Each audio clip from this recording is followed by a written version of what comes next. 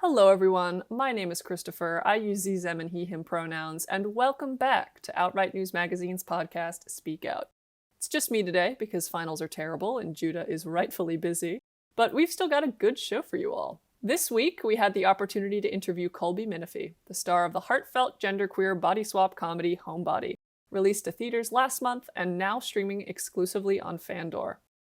Homebody follows a young boy named Johnny, played by Trey Ryder, as he discovers a YouTube video that teaches him how to send his spirit out of his body and into his beloved babysitter Melanie, played by Colby Minifie.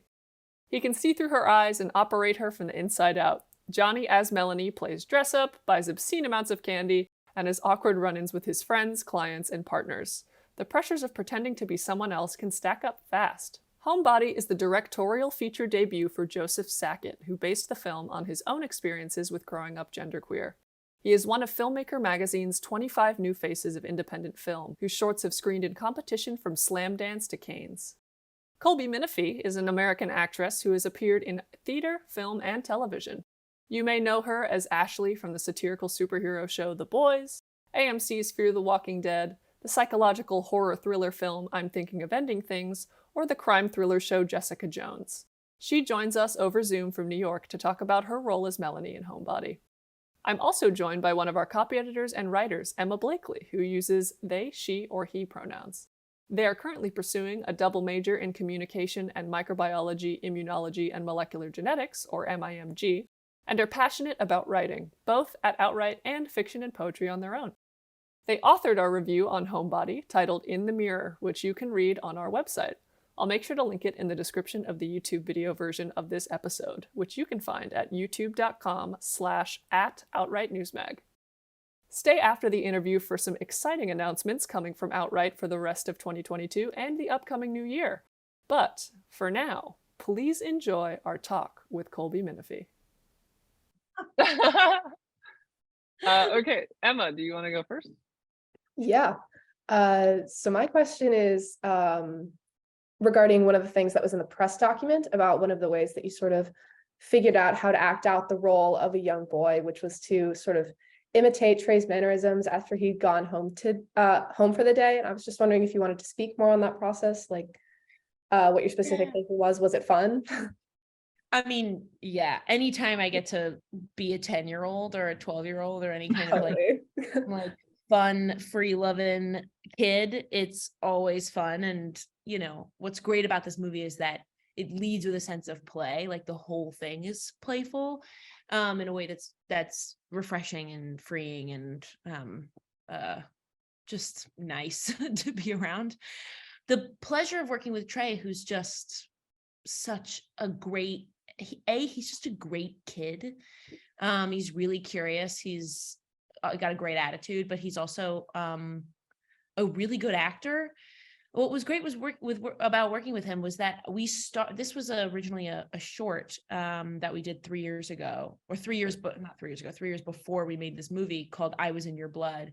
And Joe Sackett, the director of Homebody, wrote that short, directed that short, and just had me. It was just about a boy who was in love with his babysitter, as Joe was when he was a kid, and as I was when I was, I'm still friends actually with my middle school babysitter.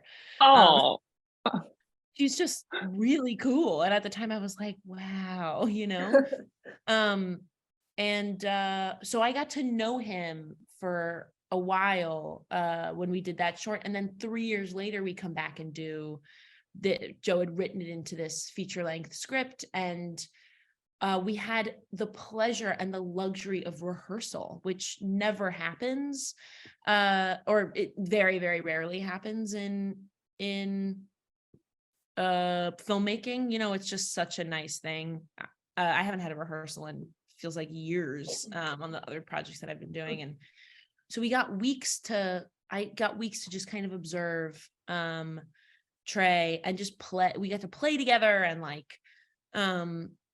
draw together, and I would just be staring at him, trying not to be too creepy. And what was great is that Joe hired this great choreographer and director named Sam Pinkleton, who is he as a dancer, he's able to kind of see how Trey is moving his body in a way. I was focused more on vocal stuff and like how he was talking or his mentality or his point of view throughout the day. And it was really helpful to have Sam there to be like, oh, he's leading with this part of his body, or this is the this is the way his like spine is working. And then we would work on the movement stuff, which was really helpful. It's always helpful to have like other pairs of eyes Totally. on someone. And then at the end of the day, you're like, okay, it's spine day. That's what we're working on. So the director, Joe Sackett, that you mentioned, said that you came into the role with a lot of your own opinions and thoughts and questions. So in what ways did you end up molding Melanie, the babysitter character, into who she became, who you played her as, compared to what they originally approached you with? I have to say that I think that Joe was so specific about her as a. It's interesting because he wrote it, which is a rare thing and something I'm very grateful for. I believe he wrote it with me in mind because it was an expansion of what we had done in the short film, and so it felt very much like my voice in the writing of it, and if anything there was just more specificity about what her intentions are in her life, what her goals are. That a huge part of the movie is her delivering children and wanting to be a doula, training to be a midwife, and there was a lot. I think I had just had a lot of questions about like what that journey was and what her desires were there. I'm trying to remember really what impact I had on the script. I'm not sure that there was much. If anything, it's just me asking questions about what's going on in their brains when the body swap does happen. Like if anything, I added some more freaking out on Melanie's side. Like there is I don't know if I can curse on this podcast, but what is going on? Oh, go ahead. Like, what the fuck is happening? Like, how does that, this is a totally surreal sci-fi situation that's happening. And all of a sudden, Melanie's found herself in the middle of it on a very important day in her life. And, or what turns out to be an important day. She's not sure that the baby's coming at that time, but the baby's coming at that time. And so, I'm trying to remember, like, I guess I would only know how it changed if I were Joe. Do you know what I mean? Like, when you write something and then you present it to somebody whose job it is to like track the emotional arc of it, I think just talking through what Melanie's emotional arc might be could shift something in how Joe understood it, or what, you know what I mean? I'm not sure. I don't really remember how it how it changed. I'm sure it was massive and you just don't remember. But massive. even if you didn't change it, what you did bring to life was it was so perfect. I was so nervous during the doula section. I was like, please don't. Yes. Oh my God. When he it's implied that he drops the juice on the ground, picks it up with a towel, and then squeezes it back into the glass. Oh my God. I was like, oh my God. Oh my God. And your panic of he's like, you know what? I don't want to listen to you anymore. Close consciousness. And you're like, wait. Yeah. So much perfect panic humor. Yeah. Yeah. To put a kid in that situation is like I remember. I didn't even know this is how it worked. No one told me. Yeah. The birds and the bees talk is doesn't need to happen anymore. There's a big conversation being told. Yeah.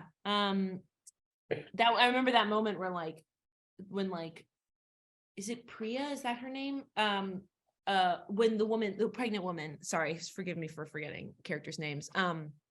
The pregnant woman has a mirror to see how far along she is. And Johnny is just looking into the mirror oh Whoa. My God, what am I looking at? I remember in middle school seeing that Birth movie.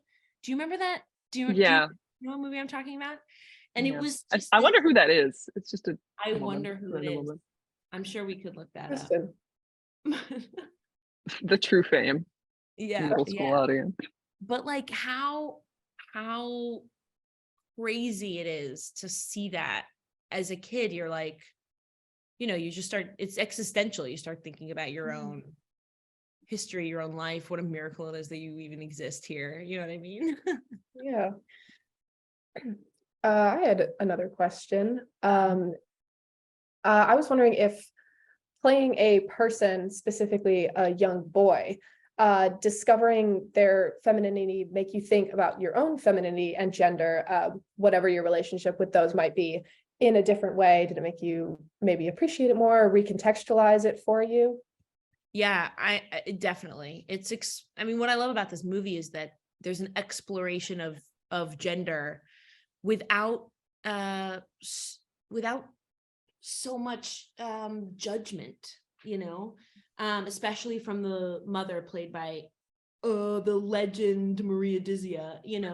There is, and Melanie at the end of all of it has a much greater understanding of Johnny after the whole journey is over, but for sure I mean, we're all questioning ourselves and what is living within us in this day and age. And I remember when I was in high school, I was like, oh God, it would just be so much easier if I was a dude, because I was seeing how men were getting away with things. And I was like, wait, what? You don't have to have your period like what? Like, it's just easy. It seems to be easier, and then I've said this a couple times in interviews, but I really do. I mean, we're like, when I went to the premiere of this movie, I didn't know what to wear. I was like, I wanted to seem casual, and I wanted to see myself. And I had dresses as options, and then I realized, I was like, how do I feel most comfortable? And how do I feel most powerful walking into a room? And it's always in a suit. I just always feel better in a suit.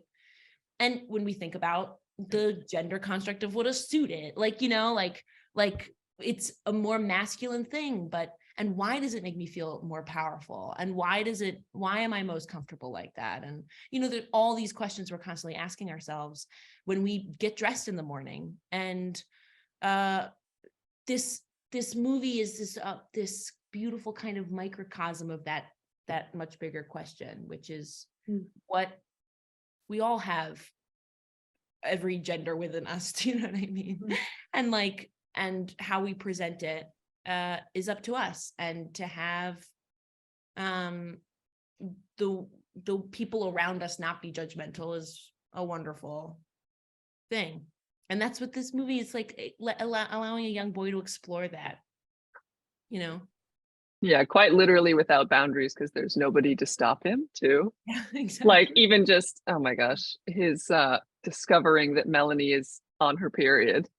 And him like trying to have a conversation about it with another woman that he runs into on the street, because he's like, fast. He's like, have you ever heard of a woman period? Yes. And she's like, are you on drugs potentially? But yeah, it's my favorite part in the movie, and I forced Emma, well, I'm sure they wanted to talk about it too, to put it in their review, was just the lipstick, very simple lipstick metaphor that was that is my like favorite part of the movie too. Yeah, him hiding it at the beginning because he's nervous, and then having this experience in your body, and at the end he's like proudly putting it on, and his mom's like, it looks cute on you. And I was like, oh my God, I wish like that's how everyone was allowed to explore this. Right. But even the moment of not hiding it, he, in the beginning of the movie, he's washing it off and like, I don't want to, and at the end of the movie, he's like, no, this is how this makes me feel. And I like it. I like how it makes me feel. And I'm okay to show it to my mom. And the mom then also, like just being like, wow, you look beautiful, and not shaming him in any way. It's really, that's my favorite moment. Yeah, I really was beautiful like, moment. oh my God, it's a spoiler. And then I was like, oh no, this is not. I was talking about It's it. the most important visual metaphor that you need to see for yourself. Yeah, and we're running out of time here, so I just wanted to ask you one more question that's like a fun question, because Yes. of course, if you could inhabit one person's body for a day, who would it be and what would you do? Oh my goddess. What would it? This will follow you Who? forever. Make a good decision. Yeah. Jesus Christ. I think it would, I mean,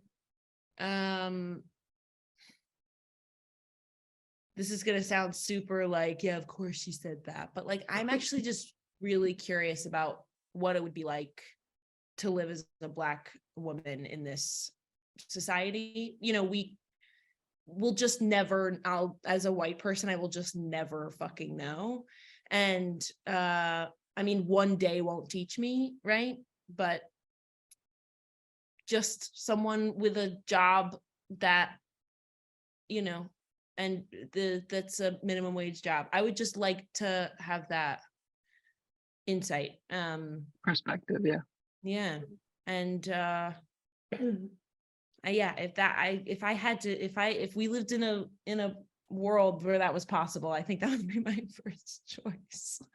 Which is super, like, you think about it, it's like, oh God, what an answer. But it is, it would be my first choice. Yeah, I guess the whole point of the movie is about gaining a new perspective that you didn't have Yeah. before. So it's a good little bookend to our conversation. Looks like we're out of time. I wanted to thank you again so much for agreeing to meet with us. We're this little microscopic little mosquito on the world of well, what's a positive tiny thing? Ladybug. Not a mosquito. You're not sucking We're blood out of that. your blood from you. No. Yeah, but yeah, we're a tiny little ladybug in the world of journalism, and I really appreciate you coming on here and letting us put you on our podcast, and we'll probably do a little write-up about this too. And yeah, I appreciate you both watching the movie and covering the movie, because there's so many things that get made, and they're very, you know, for something to be watched and loved is a nice feeling after a lot of hard work. So it's very nice that you watched it and are covering it. So thank you. yeah, fantastic work. Keep on to continue to be amazing. Thank you. you. And yeah, You too. we'll see you in your next project, I guess. Thank you. Thank so much. you very much. too. I hope so. Have a good one. Bye. Thank you so much. Bye. I want to extend an extra thank you to Colby Minifie for speaking with us, and to Cinedigm for giving us early access to the film so we could write a review and thoroughly enjoy ourselves. As I said, you can watch the film on fandor.com. It's a cute sub-90-minute movie with some great queer themes and wonderful performances, especially from Colby and Trey. Now for some announcements. We released our fall 2022 print issue Satanic Panic a couple weeks ago, and it has been an absolute hit. Thank you to everyone who has picked up a copy from the newsstands on campus or the LGBTQ Campus Resource Center. Extra thanks to the club's Transgender UCLA Pride, Kabbalah Cat Corps, sorry if I'm mispronouncing that, Queer Hacks, Bruin Film Society, the Gender and Sexuality Living and Learning Community, and more for distributing copies to your club members. Another very cool thing is that we're expanding to the greater Los Angeles area outside of campus. You can now get a copy of our print at Junior High LA when they're open on weekends from 11 a.m. to 5 p.m., and prints will soon be available at Detroit Vesey's newest location and Salon Benders in Los Angeles. But most importantly, Cuties Los Angeles has invited us to table at Reading at Sunset, their queer poetry night this weekend. You can join us on Sunday, December 11th from 3 to 5:30 p.m. at the Plant Chica to get a print, buy some cute merch from stickers to buttons to tote bags, and support your local queer community and its talented artists. You can buy tickets on their Instagram at CutiesLA. The link is also in our link tree on our Instagram at OutWrite Newsmag. If you'd like to share our prints at your location or at your next club meeting, please get in contact with us. We'd love to work with you and foster relationships with queer folks all over the area. Next up, student media application season is coming around the corner. OutWrite will be opening applications for new staff on Monday, January 2nd, but keep in mind that we'll be accepting people at a limited capacity due to our current size. Know that we appreciate everyone's interest, and even if you don't get to work with us directly, we do accept guest articles and graphics. The Google form link is also found in our aforementioned link tree. Third, we will be active over the winter break, although not on the podcast. Expect an article per week for our glorious 4 weeks of quarter system break, as well as recaps of our staff's favorite books, films, TV shows, and music released this year in our Best of 2022 series, the first of which should be coming out on Sunday the 11th. And lastly, Speak Out will be moving time slots. We will no longer be having our show on Fridays at 8 p.m., although we don't yet have confirmation from UCLA Radio about our time for winter quarter. But don't worry, we're coming back. If you have suggestions for episodes next quarter, such as people we should interview, topics we should cover, or questions we can answer, feel free to submit to our podcast form in our link tree. It's also available at tinyurl.com/submit to speak out. That's tinyurl.com/submit to speak out.